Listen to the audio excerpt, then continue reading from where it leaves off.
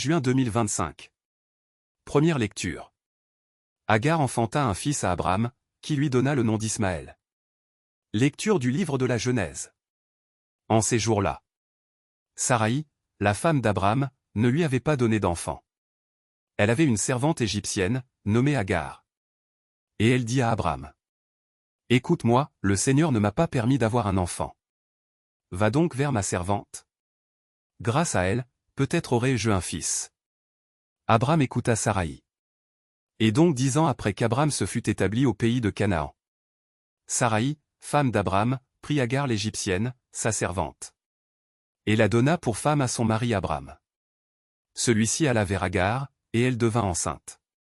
Quand elle se vit enceinte, sa maîtresse ne compta plus à ses yeux. Saraï dit à Abraham: « Que la violence qui m'est faite retombe sur toi. C'est moi qui ai mis ma servante dans tes bras. Et, depuis qu'elle s'est vue enceinte, je ne compte plus à ses yeux. Que le Seigneur soit juge entre moi et toi. » Abraham lui répondit: « Ta servante est entre tes mains. Fais-lui ce que bon te semble. » Saraï humilia Agar et celle-ci prit la fuite. L'ange du Seigneur la trouva dans le désert, près d'une source, celle qui est sur la route de Chour.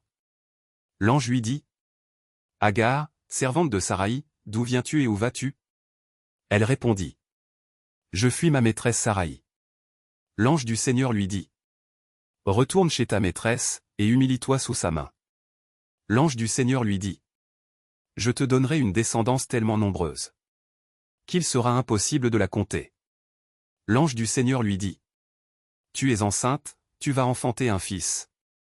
Et tu lui donneras le nom d'Ismaël, c'est-à-dire, Dieu entend.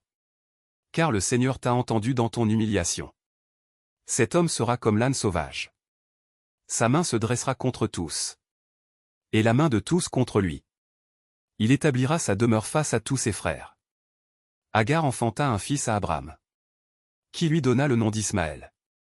Abraham avait 86 ans. Quand Agar lui enfanta Ismaël. Parole du Seigneur. Nous rendons grâce à Dieu. Psaume. Rendez grâce au Seigneur, il est bon. Alléluia.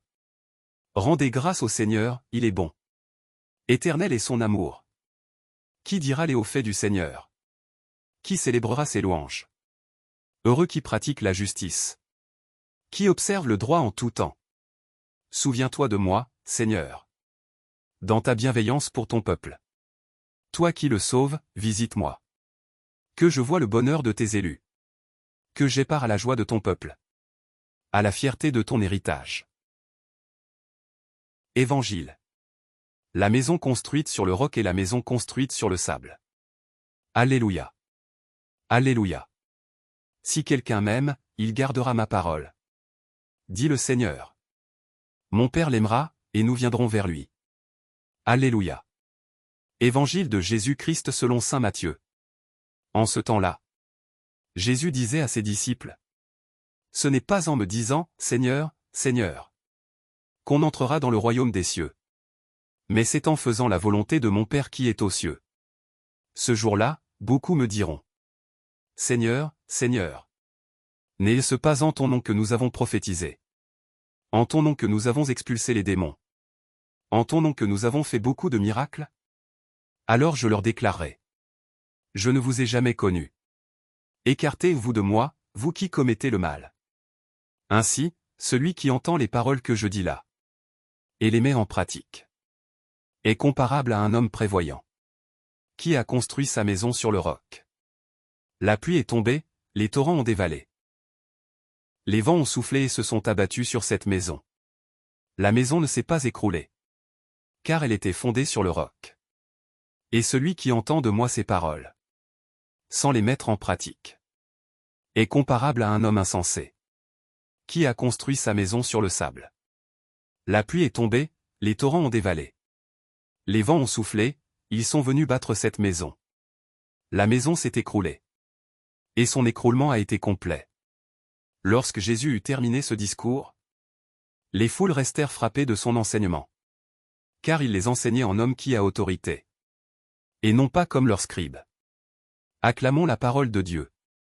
Louange à toi Seigneur Jésus.